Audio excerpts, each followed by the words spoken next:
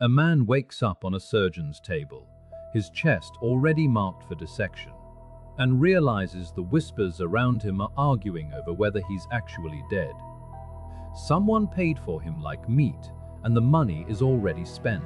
By the end, you'll understand how a shortage of medical cadavers turned Edinburgh into a marketplace for bodies. Why Burke and Hare crossed the line from robbery to murder, and how the city finally trapped a business that depended on silence. This isn't just about two killers. It's about a system where the poor could be sold twice, once by landlords in life, and again by surgeons in death, and where one wrong assumption could get you buried, stolen, or cut open while still warm. How did two ordinary men discover a way to kill without blood, profit without witnesses, and keep selling bodies until the city itself had to admit it helped create the demand? Edinburgh, 1828. A door opens. A man is led inside. His hands are tied.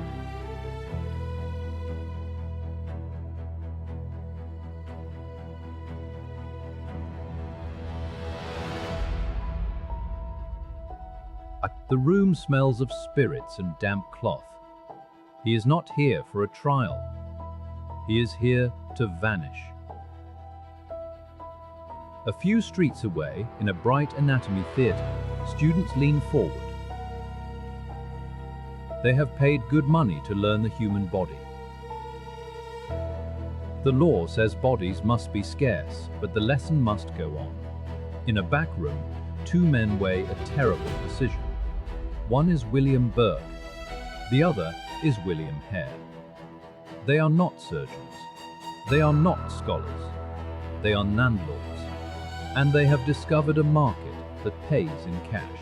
Tonight, the victim's name is not recorded. That is part of the system. That is how it works. A life becomes a specimen. A body becomes a commodity. And the most chilling part is this: the men who will profit are not digging up the dead, they are making new dead. Who taught Edinburgh that a human body was worth more than a human life? The story begins in a crowded corner of the old town. Narrow closes, tall tenements, smoke and steam, beer and sewage, and people living on top of people. Edinburgh is proud in daylight. It is a city of learning. It is the Athens of the north, but at night it is also hungry. Work is uncertain, rent is due, whiskey is cheap, and winter seems to last forever. William Hare runs a lodging house in Tanner's Close. It is a rough place. Beds are shared. Strangers come and go. Nobody asks too much. William Burke drifts into Hare's orbit. Burke is Irish. He is charming when he wants to be. He can talk his way through a room. He can also drink his way through a wing. He can also drink his way through a week. Their world is built on small margins. A penny saved, a shilling earned, a debt avoided, and then one day a tenant dies. It is not unusual. In these rooms, death visits often. Sickness, drink, hard labor, cold. But this death comes with a problem. The man owed rent, and it comes with an idea. If a body is valuable to medical men, then a body might settle a debt. But how do two poor men find a buyer for the dead? And how do they do it without being seen? The dead tenant's name is Donald. In some accounts, he is called Donald the Lodger. In others, he is simply the old man. The details blur because the poor are not recorded carefully. What is clear is the next act. Burke and Hare do not mourn. They calculate. They remove the body from the room.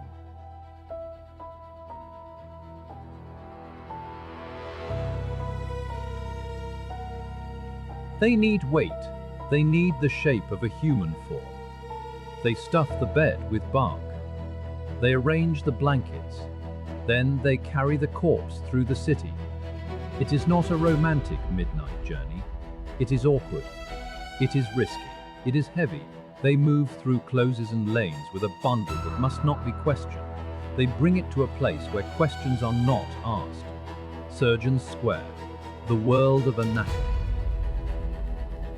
There, they find Dr. Robert Knox. Knox is famous. He is ambitious.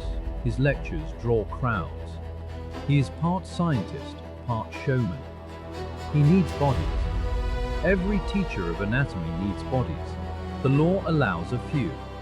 Executed criminals. The occasional unclaimed dead. But the classrooms demand more. Burke and Hare present their find.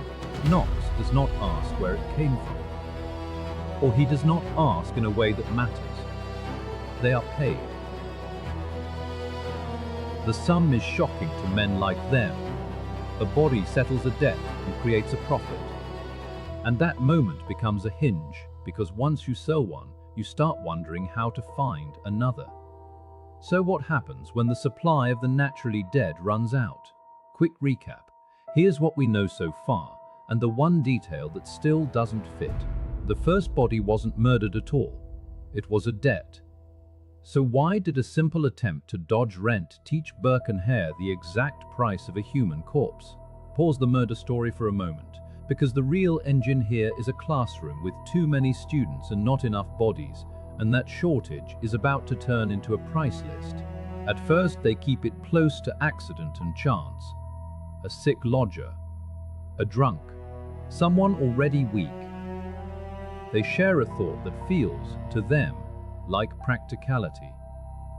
If a person is near death, then death is not their fault. They begin to watch their guests differently, not as customers, as inventory. In a lodging house, people arrive alone. They have no family in the city. They pay in coins and disappear when the coins are gone. And no one expects a clean record. Their method develops fast. They learn that blood is dangerous. Blood stains. Blood tells stories. They learn that bruises can be explained.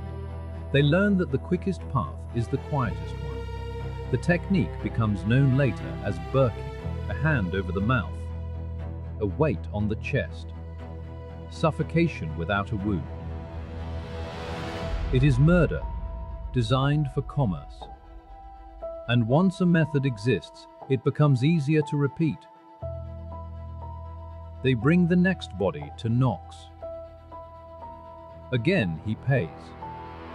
Again he does not press them, their confidence grows. But confidence is not the same as safety, because every murder creates a question in the air. A missing person, a friend who waits, a neighbor who remembers a face. How many can vanish before the city starts to count? Edinburgh's graveyards hired guards and built iron cages for coffins, but the danger wasn't in the soil anymore. If the dead were protected, who was left to steal from? Forget the graveyard raids. This next body doesn't come from a grave at all, and the way it's obtained changes everything. The victims are often the ones society already ignores. A woman who drinks too much. A man without steady work. A traveler passing through. People who live on the margins are easier to erase. Burke and Hare drink with them. They laugh with them. They offer a bet. Then, late in the night, they remove the future. The bodies move again through Edinburgh's streets. And each time, the door at Surgeon's Square opens. Each time, money changes hands. Soon, this is not a desperate scheme. It becomes routine, and routine numbs the mind. They start to take risks. They kill faster. They kill people who are healthier. They kill people who might be missed. Because the price remains high. And Knox's needs remain constant. In the anatomy rooms, the students see only the final stage. The cadaver on the table.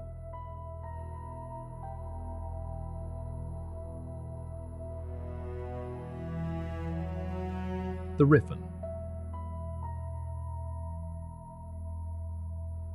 They do not see the lodging house. They do not see the last breath. And perhaps they do not want to, but rumors are a kind of truth. They spread even when nobody can prove them. In taverns and markets, people begin to talk about a new kind of predator. Not a thief who steals your purse. A thief who steals your body. When a city starts whispering, who is really in danger? Only the poor, or everyone. The doctors swore they asked no questions, yet they could read a body like a clock. So what did they see that made them keep buying anyway? One of the victims becomes a name that survives. Mary Patterson. Young. Attractive. Known around the streets and taverns, she spends an evening drinking with Burke and his companion, Helen McDougall. She comes back to the lodging house. She never leaves. When her body is delivered to Knox, the story takes on a new shade. Students notice her. They recognize her face. It is said Knox preserves the body to keep it longer. It is said he shows it with special interest, and in that moment, the wall between the street and the lecture hall cracks. A familiar person has become a specimen, not a body. A woman someone might have spoken to yesterday. The danger is no longer abstract. It has a face. The whispers grow louder, but whispers do not arrest anyone. The law needs evidence. The law needs a witness. And Burke and Hare know how to choose people who leave no witnesses behind. Still, even careful predators make mistakes, because every crime depends on silence, and silence depends on control. So what happens when, for the first time, someone refuses to stay quiet? Quick recap. Here's what we know so far, and the one detail that still doesn't fit. Burke and Hare didn't need knives, and they didn't need to leave marks. What method lets a killer deliver a fresh body with almost nothing to prove violence? Now zoom in on the buyer, not the seller, because one decision in an anatomy room determines whether the killing stops or becomes routine. The case turns on a single night and a single room. A woman is brought in. Her name is Marjorie Campbell, though history remembers her by a nickname, Daft Jamie. He is a street figure, known by many, mocked by some, recognized by nearly everyone. That is the problem. This is not a stranger drifting through. This is a person the city can count. Burke and Hare kill him anyway. They believe the market will protect them. They believe the city's indifference will protect them. They believe Knox will protect them. But the body draws attention. The face is familiar. The rumor becomes specific. And then comes the killing that ends the spree. A woman named Margaret Doherty arrives at the lodging house. She is Irish, like Burke. She speaks with him. She shares stories of home. There is warmth in the room. She pays for a bed. In the house that night are two lodgers, James and Anne Gray. They notice Doherty. They hear voices. They grow uneasy. In the early hours, they suspect something is wrong. They search. They find a body. Not a rumor. Not a whisper. A corpse still in the house. They run for help. They bring the authorities. But when officials arrive, the body is gone. Burke and Hare have moved fast. They have carried Doherty to Knox. And now the question is no longer, is something happening? It is, can anyone prove it? With the body already sold, what evidence is left behind? Their victims didn't come from dark alleys at first. They came from a place with a bed, a meal, and a locked door. So how did a boarding house become a pipeline to the anatomy lab? The police search the lodging house. They find signs of hurried cleaning. Bedding disturbed. a room that feels wrong. They also find the Greys, shaken, insisting they saw what they saw. At Surgeon Square, suspicion arrives like a cold draft. Knox's rooms are searched, and there, among the dead, is Margaret Doherty. This time, the city has what it needs: a body, a chain, a place. Burke and Hare are arrested, so are their companions, Helen McDougall, and Hare's partner, Margaret Laird. The public is furious, because the crime is not only murder, it is violation. It suggests that poverty is not just hardship, it is vulnerability to being harvested. The authorities face a problem. They believe there were many victims, more than a dozen, but they cannot prove them all. They have one body tied clearly to the lodging house. They have witnesses who saw a corpse. They have suspicion stretching back months. Now comes the machinery of law, and the law, in cases like this, often searches for the simplest path. One conviction is better than none. So prosecutors make a choice. They offer a bargain: immunity, a life in exchange for testimony. And the bargain is offered to Hare. If Hare speaks, Burke can hang. If Hare stays silent, both may escape. But what does Hare value more? Loyalty or survival? Quick recap. Here's what we know so far, and the one detail that still doesn't fit. Every sale made the next one easier, because the buyers began to expect a certain kind of freshness. What happens when your customer rewards speed more than silence?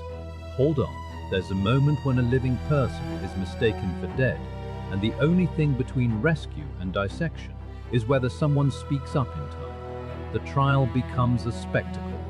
Edinburgh packs itself into courtrooms and streets.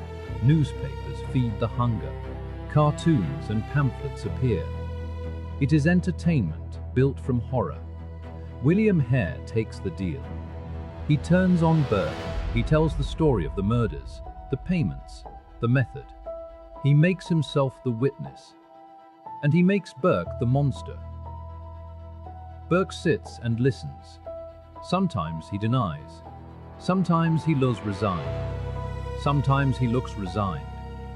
Sometimes he watches the crowd watching him. Knox is not on trial, but his name hangs in the air.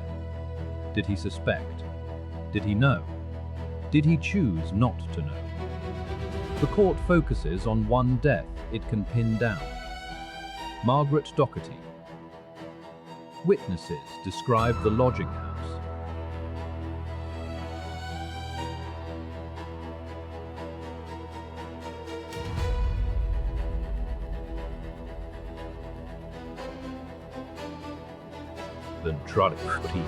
Hare's testimony is oily and detailed. It is also self-serving, but the law accepts it, because the law wants a rope around someone's neck. Burke is convicted. Helen McDougall is acquitted, though public suspicion follows her like smoke. Hare walks free, so does Margaret Laird.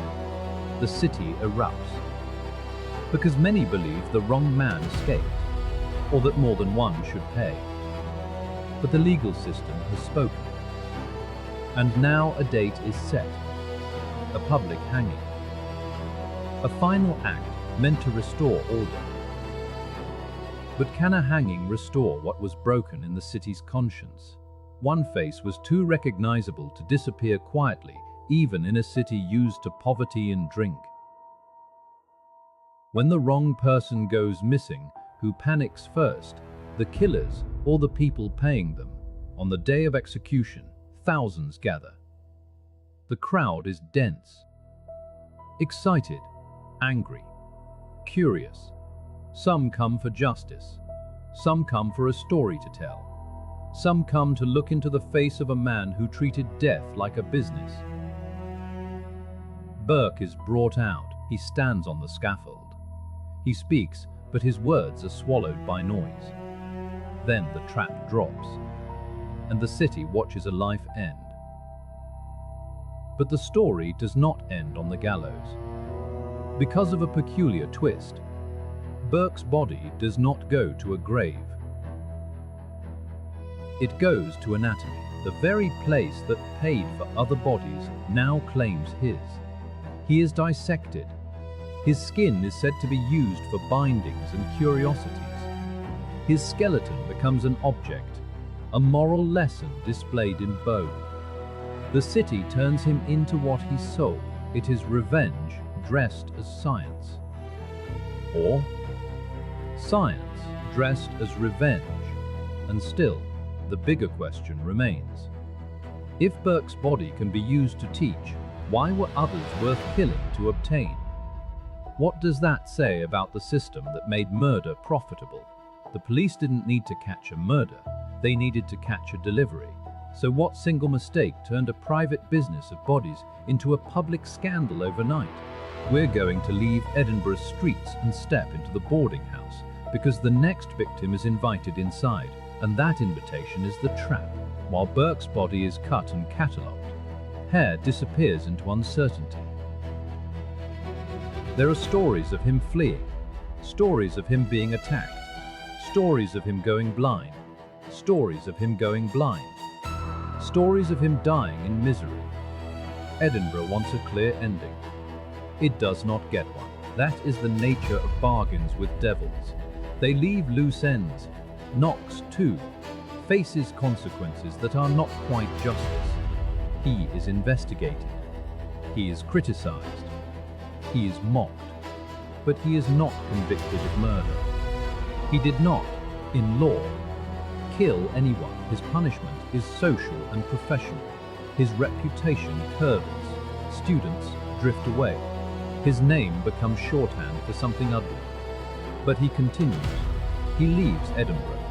He finds work elsewhere, a reminder that institutions often survive scandals better than the victims do. In the public mind, the case becomes a morality play. Two villains. One sinister doctor.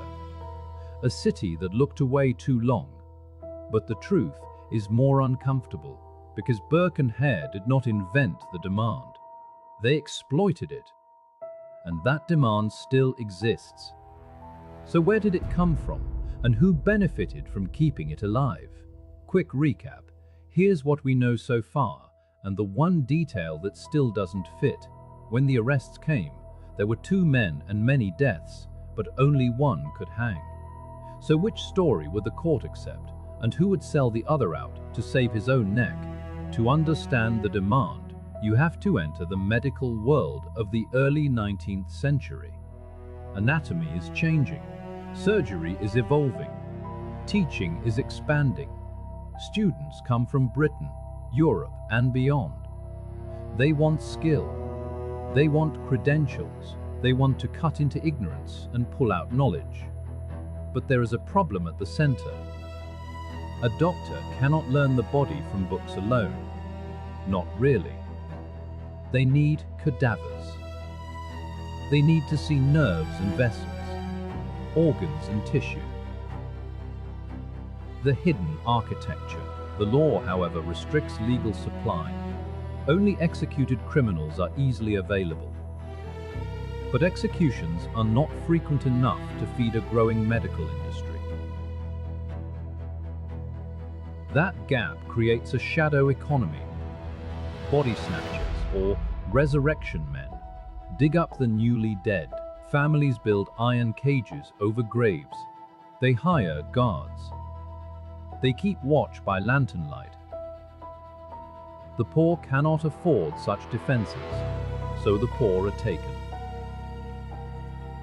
This is the world Burke and Hare step into. But they do something different. Grave robbing is messy and risky. Murder is faster.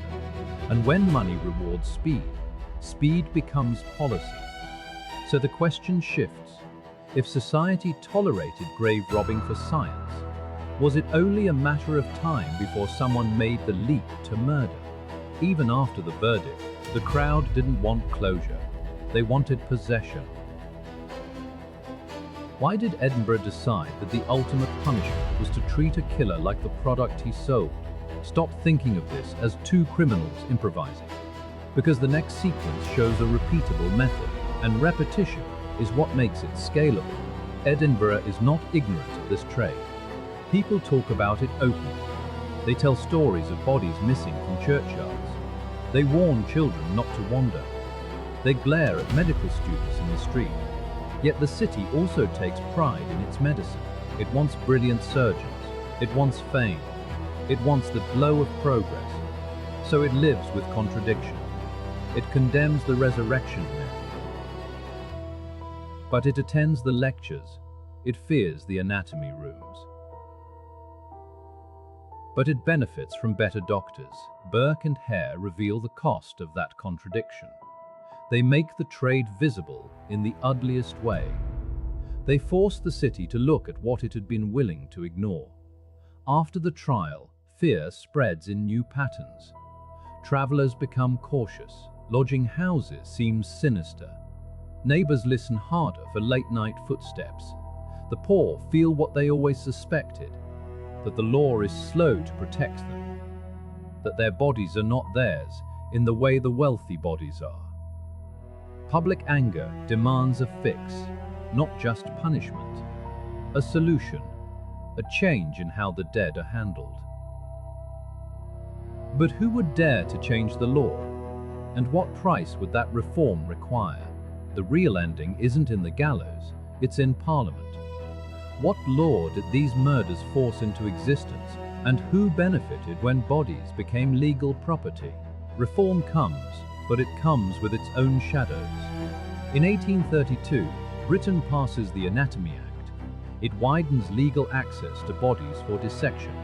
It aims to end grave robbing by feeding the medical schools through lawful means.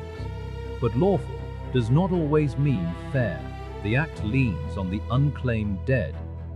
People who die in hospitals. People who die in poor houses. People whose families cannot pay for burial. In practice, it shifts the supply from stolen graves to institutional poverty. It reduces one kind of violence. It risks formalizing another. This is the uncomfortable legacy of Burke and Hare. Their crimes help drive a system change, and that change helps medicine.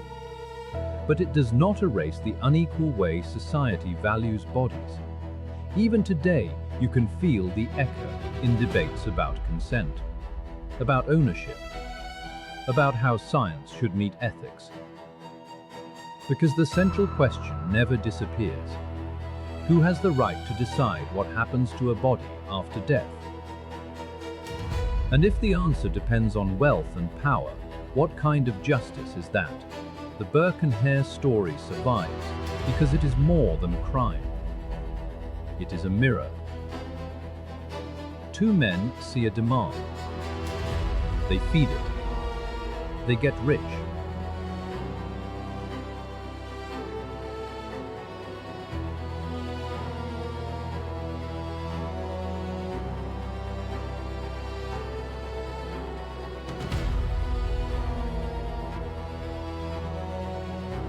That our Paihuth and Evil, a city of enlightenment built beside a city of desperation.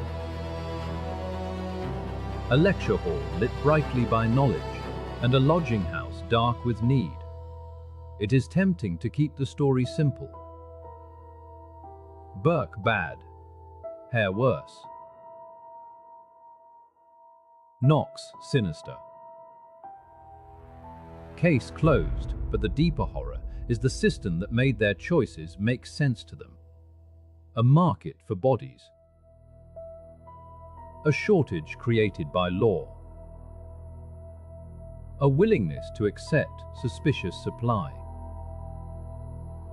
A class of people who could vanish without immediate alarm. The victims are often remembered only as numbers. 16 perhaps, maybe more. But each one was a person who trusted a room, a drink, a bed. Each one believed, for a moment, they were safe.